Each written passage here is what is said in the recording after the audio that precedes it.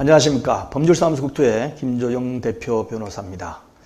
재건축 재개발 사업 등에 있어가지고 공사계약서가 굉장히 중요하죠. 그래서 공사도급계약서를 처음 작성할 때에 어떻게 하고 그 다음에 변경은 어떻게 하는지 한꺼번에 같이 중간중간에 말씀을 드리는 시간입니다.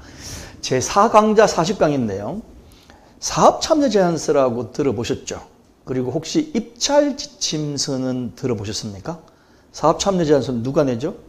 입찰지침서는 누가 만들죠?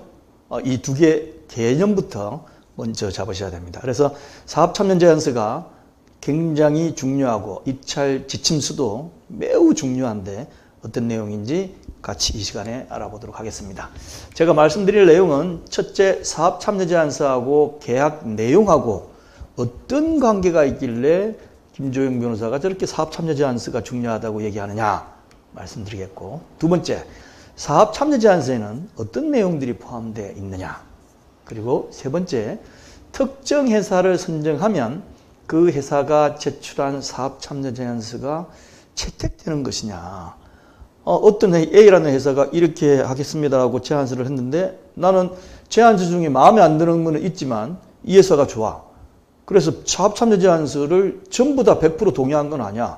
대신 이렇게 선정한 다음에 어떻게 협상을 하려고 A라는 회사를 선정했던 거지 사업참여제안서를 그대로 수행하겠다는 의견은 아니었다라고 얘기할 수 있느냐는 거죠. 네 번째, 조합에서 원하는 사항을 사업참여제안서에 포함시키는 방법이 뭘까? 조합에서도 원하는 사항들이 있습니다. 시공사 다 마음에 드는 건 아니니까 뭐 1위 기업이라고 다 마음에 드는 건 아니잖아요. 그래서 원하는 사항을 사업참여제안서에 포함시켜 가지고 제출할 수 있도록 하는 방법이 뭔지 이 네 가지에 관해서 알아보도록 하겠습니다. 먼저 사업참여제안서와 계약 내용과의 관계는 어떨까요? 어떨 것 같습니까? 야, 사업참여제안서가 곧 계약 내용하고 똑같아.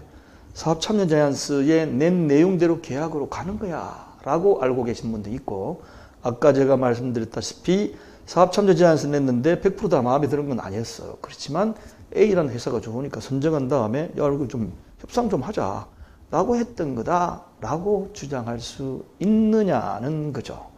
자, 일반적으로 시공자 선정 시에 각 건설회사에서 입찰에 참가하면서 사업참여제안서를 제출합니다. 뭐 2개 회사가 됐든 5개 회사가 됐든 많은 경우 10개 회사가 됐든 엄청나게 많이 사업참여제안서를 제출을 하게 되죠.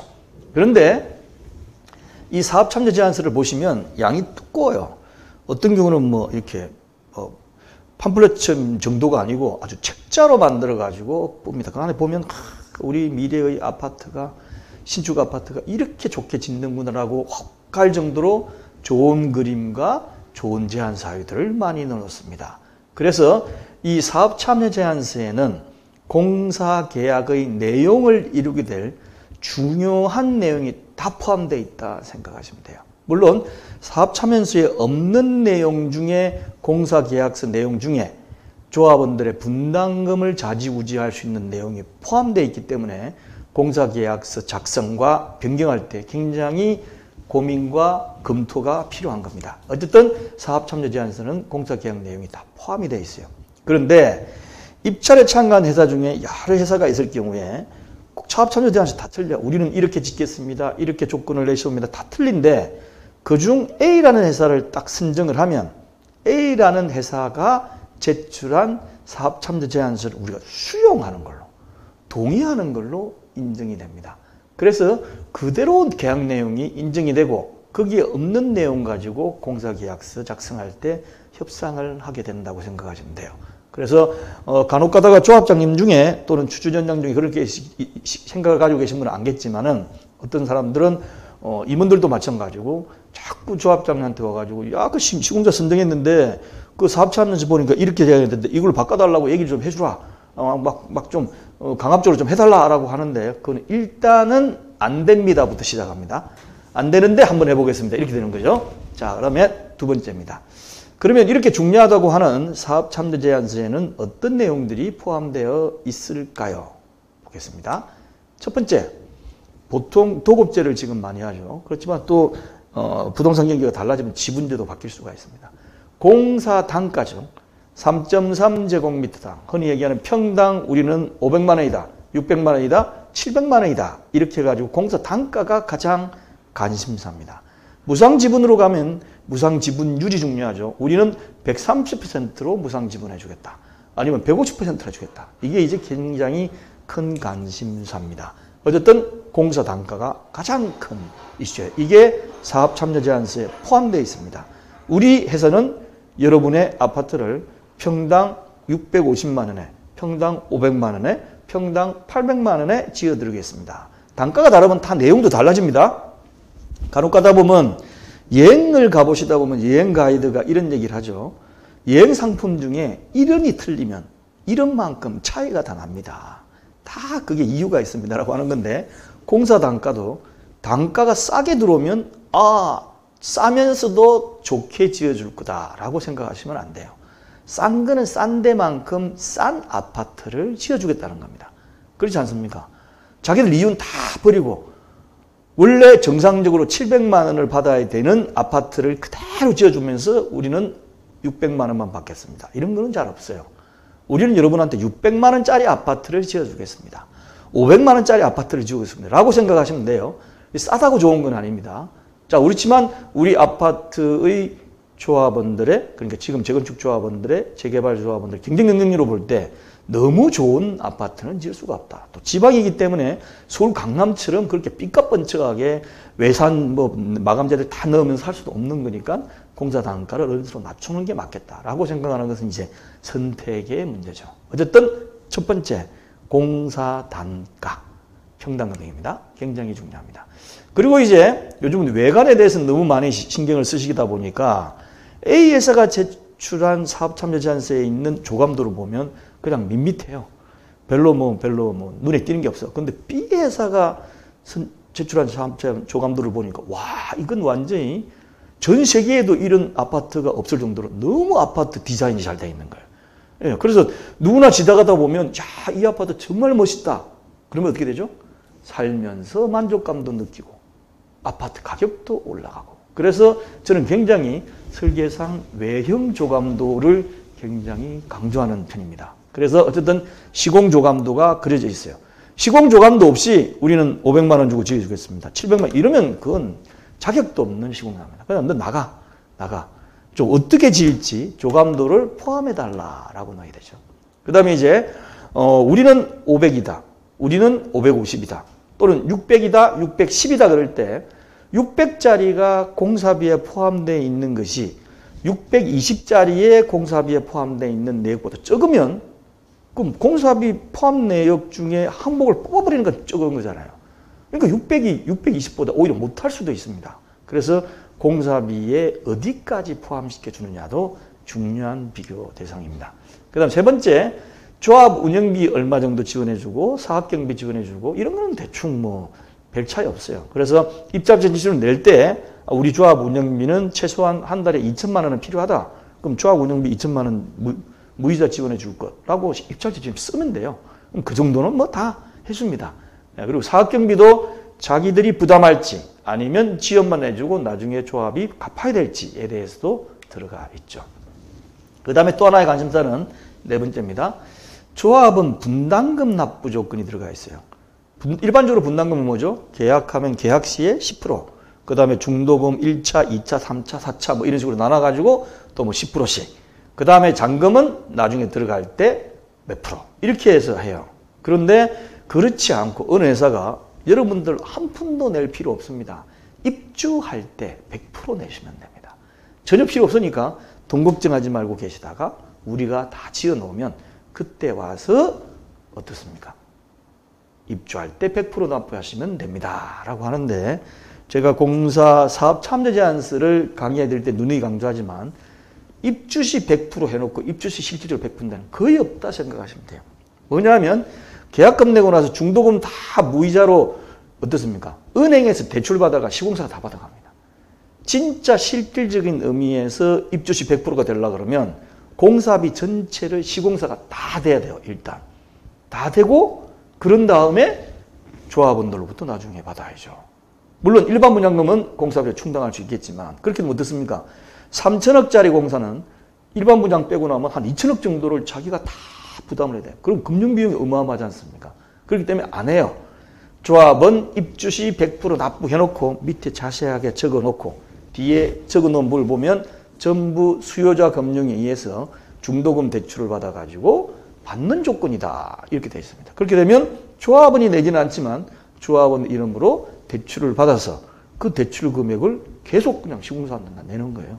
예, 나는 돈도 만져보지도 못하고 그냥 그쪽으로 바로 들어갑니다. 그래서 이것도 굉장히 중요한 납부 조건이고 절대 현혹돼서는 안 되는 그런 조항이라 생각하시면 돼요. 그 다음에 5번째, 이제 사업비나 이주비 대출이나 지원을 법에서 어느 정도 제한하고 있습니다. 그래서 그 법이 정하는 한도 내에서 시공사가 지원해주고 또 연대보증해주는 여부도 포함되어 있죠. 그 다음에 6번째, 중요한 부분 중에 하나가 내부 마감재입니다. 조감도는 주로 외부고 외관이죠.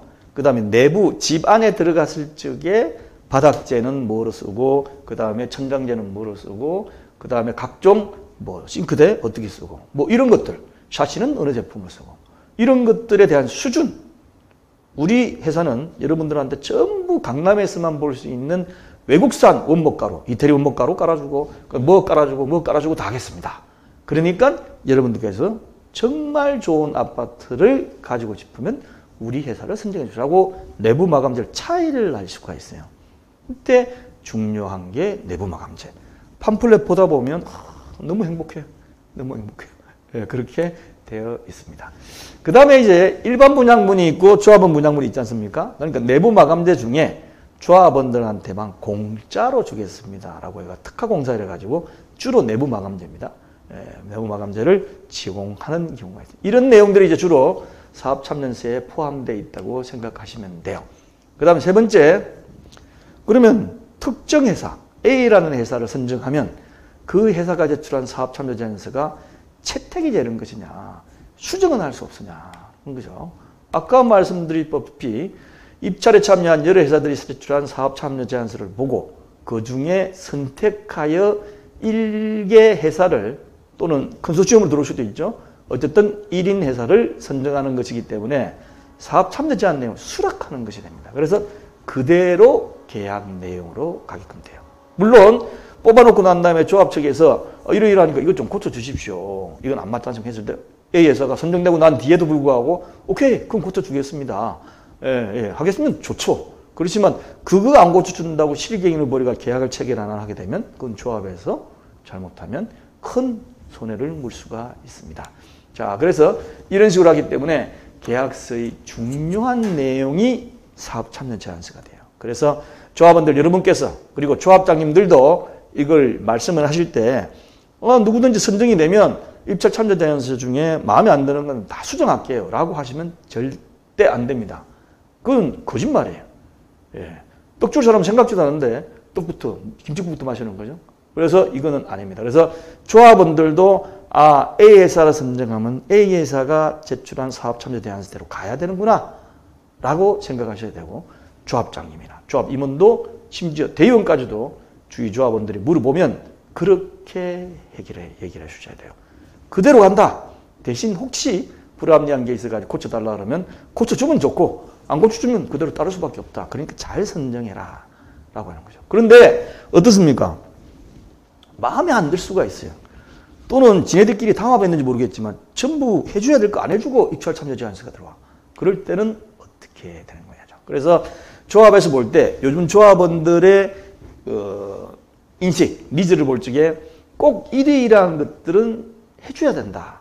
그래서 사업참여서에 포함을 시키도록 하는 게 뭐냐. 예를 들면 우리 조합의 경우에 신축 아파트는 예를 들면 주차장은 넓게 해주라. 넓게 해주라. 물론 설계하고도 관련이 있습니다. 넓게 해주라. 그죠? 그 다음에 내부 마감재에 있어서 원목은 방 안에 원목 그 마루는 일반 강마루가 아니고 이태리 원목 마루로 해주라. 그 다음에 싱크대 이렇게 해가지고 반드시 쓰레기, 그러니까 음식물 쓰레기 제거하는 거 있죠. 바로 내보내는 거. 그거 반드시 해주라. 그 다음에 또 뭐 있죠. 싱크대도 이렇게 해두라. 그 다음에 전자레인지 이렇게 해두라. 그 다음에 에어컨을 우리가 관만 빼놓고 하지 말고 방마다 전부 다 시스템 에어컨을 넣어달라. 그죠? 나중에 돈 주고 별도로 또 해야 돼요. 예, 넣어달라, 처음부터. 예.